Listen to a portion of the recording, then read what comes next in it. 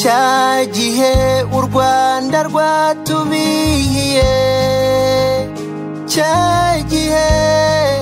abaturanyi baduhindutse,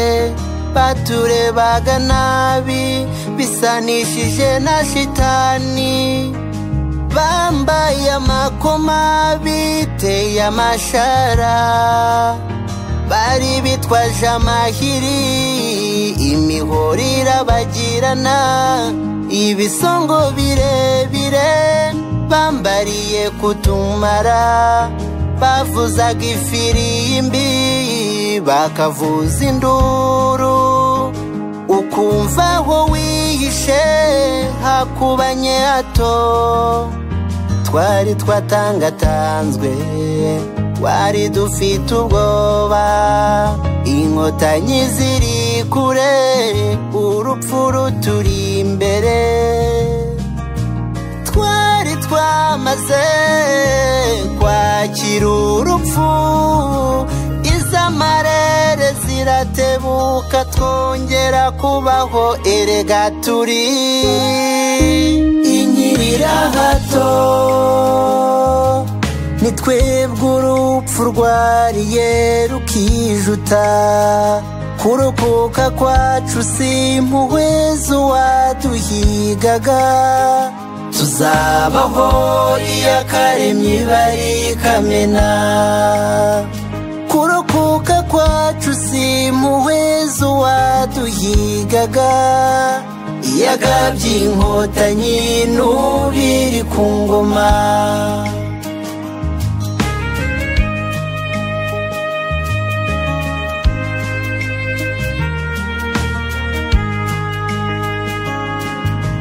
Agahinda nikajya katujya kure,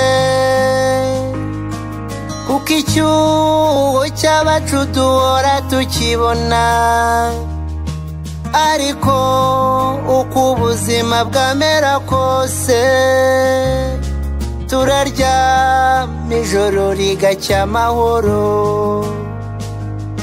nyuma y'uko urupfu rutwinefaguje,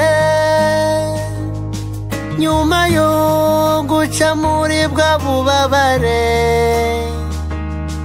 harya ninde wo kuba dutera ubwoba, mu gihe dufite Imana n'inkotanyi, ubu ntawe ukiduhora kuba umututsi, niyo haba hari ugifite urwo rwango, azarinda apfa atongeye kubona icyuho, kuko uwamutsinze n'ubu akomeye cyane, ni mamo turi inkirira hato, ni twebwe urupfu rwariye rukijuta, kurokoka kwacu si impuhwe z'uwaduhigaga, tuzabaho iyakaremye barikamena, kurokoka kwacu si impuhwe z'uwaduhigaga, iyagabye inkotanyi n'ubiri ku ngoma,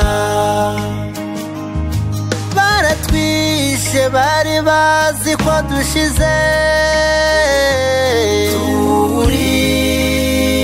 inkirira hato, ibuka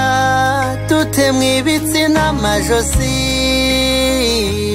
turi inkirira hato, ibuka igitero kidushoreye,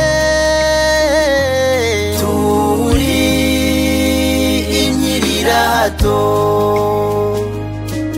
ibuka bariyeri wibuka urufunzo, turi inkirira hato, ibuka inkotanyi ziturokoye, turi inkirira hato,